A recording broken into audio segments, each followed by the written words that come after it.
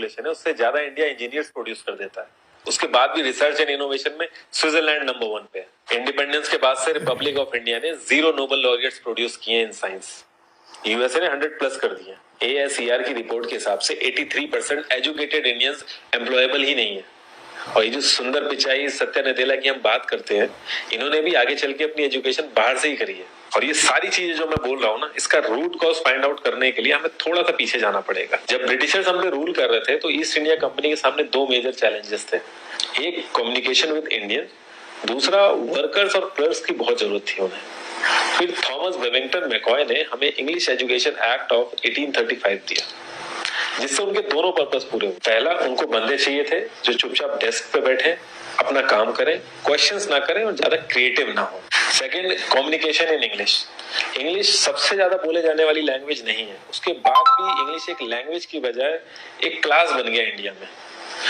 Russia, China, France, ये सब जगह इतना ऑब्सेशन नहीं है इंग्लिश को लेके जितना इंडिया में है। पुअर कम्युनिकेशन बोला जाता है अगर आपकी इंग्लिश अच्छी नहीं है, जबकि इंग्लिश ना आने का मतलब है कि आपको कोई और लैंग्वेज आती है। 5 साल पुराना iOS भी आज की डेट में आउटडेटेड माना जाता है। लेकिन इतनी इंपॉर्टेंट चीज हमारा एजुकेशन सिस्टम आज भी बस थोड़े से चेंजेस के साथ ऐसे ही चल रहा है। हमारे एजुकेशन सिस्टम में रटने का कंपटीशन होता है, जो ज्यादा रट लेता है उसके ज्यादा मार्क्स आते हैं। अब 95% जिसके संस्कृत में आए हैं वो भी संस्कृत नहीं बोल पा रहा है। और बेसिक हिस्ट्री होने की बजाय इतनी मोटी मोटी किताबें हैं हिस्ट्री की जिसका कोई मतलब नहीं है। अगर आज की डेट में आपको कुछ भी पता करना, आप गूगल से पता कर लोगे, उसके लिए आपको याद करने की जरूरत नहीं है इतना कुछ। और ये गवर्नमेंट स्कूल में हर क्लास में इंग्लिश का सब्जेक्ट है। 12-12 साल लगाने के बाद भी लोग इंग्लिश नहीं बोल पा रहे हैं और बिना किसी बुक को पढ़े 5 साल का बच्चा सीख लेता है, क्योंकि उसको वैसा एनवायरमेंट मिल जाता है। a+b का whole square is equal to a² + b² + 2ab।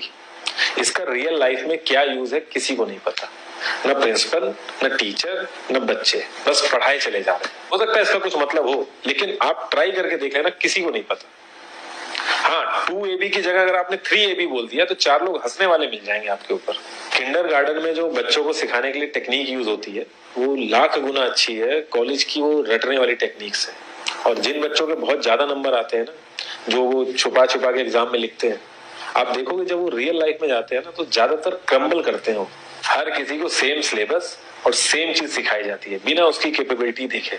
और क्रिएटिविटी का तो दूर दूर तक मतलब नहीं होता। अब एक लाइन से आप शेर, मछली, सांप, हाथी सबको लाइन से खड़ा कर दो और उनसे कहो पेड़ पे चढ़ो, उनको तो जिंदगी भर यही लगेगा ना कि वो तो किसी काबिल ही नहीं है। और द्रोणाचार्य ने भी पांडवों को उनकी स्किल सेट के हिसाब से उनको चीजें सिखाई, सबको एक ही चीज नहीं सिखा दी। और हमारे एजुकेशन सिस्टम में ज्यादा ऑप्शंस भी नहीं है। सबसे ऊपर साइंस, फिर कॉमर्स और सबसे नीचे जाके कहीं नंबर आता है आर्ट्स का। आर्ट्स लेने वाले को तो लोग इतना हल्के में लेते हैं जैसे वो किसी काम का ही नहीं है। हर माँ बाप को तो इंजीनियर या डॉक्टर ही बनाना है। कॉलेज वाले अगर एक्स्ट्रा कोर्स रख भी देते हैं तो माँ बाप एंट्री नहीं कराएंगे, तो वो सारा पैसा बर्बाद होगा कॉलेज का। तो ऑप्शंस कहाँ से आएंगे? और बचपन से ही आपकी ट्रेनिंग स्टार्ट हो जाती है। माँ बाप, भाई बहन, रिलेटिव सब ये समझाते हैं अगर आपके मार्क्स नहीं आए और जॉब नहीं लगी तो आपकी जिंदगी बेकार। और लाइफ की क्रिएटिविटी को आप रखते हो साइड में और ये अच्छे मार्क्स और अच्छी जॉब पाना आपका सपना बन जाता है। अब ये सपना पूरा हो जाता है तो बहुत बढ़िया है, दूसरे को जेलस फील कराओगे, नीचा फील कराओगे। और इस छोटी सी उम्र में अगर सपना टूट जाता है तो सेल्फ डाउट में आ जाओगे। इतना बाहर वाले आपको नीचा नहीं समझेंगे जितना आप खुद की नजरों में गिर जाओगे। आप किसी भी 4-5 सक्सेसफुल आदमियों के बारे में सोच के देखिए जिन्हें आप बहुत सक्सेसफुल मानते हो या जिनकी तरह लाइफ आप जीना चाहते हो। मैं ये कह सकता हूँ कि वो इस एजुकेशन सिस्टम की वजह से तो सक्सेसफुल नहीं होंगे, चाहे वो जो भी हो।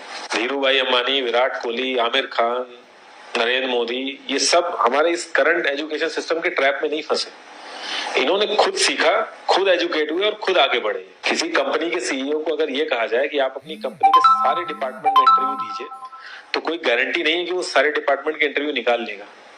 और ये भी हो सकता है कि वो आधे से ज्यादा डिपार्टमेंट के लिए क्वालिफाई ना करे एजुकेशन वाइज, लेकिन वो पूरी कंपनी चला सकता है। तो ये जो एक स्किल है इसके बारे में बात क्यों नहीं होती? लोग अपनी 25% से ज्यादा जिंदगी इस करंट एजुकेशन सिस्टम में लगा देते हैं ताकि अपने से कम पढ़े लिखे आदमी की कंपनी में जाके उसके सपने पूरे कर सके। इंडिया का जो करंट एजुकेशन सिस्टम है अगर वो इतना ही अच्छा है तो जो भी सेलिब्रिटीज हैं, पॉलिटिशियंस हैं, वो अपने बच्चों को बाहर क्यों भेज रहे हैं पढ़ने के लिए? इनफैक्ट पॉलिटिशियंस के साथ तो ऐसा करना चाहिए जिस एरिया से वो जीते हो उसी एरिया के गवर्नमेंट कॉलेज में उनके बच्चों को पढ़ना कंपलसरी हो जाए, तभी वहां के गवर्नमेंट कॉलेज सुधर सकते हैं। 368 प्यून की जॉब के लिए 1.5 लाख ग्रेजुएट और 24,968 पोस्ट ग्रेजुएट ने अप्लाई किया।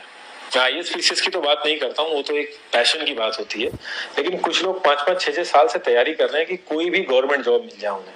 उनसे पूछोगे क्यों ऐसे इतने टाइम से लगे हुए हो, तो एक ही चीज बोलेंगे कि जॉब सिक्योर है।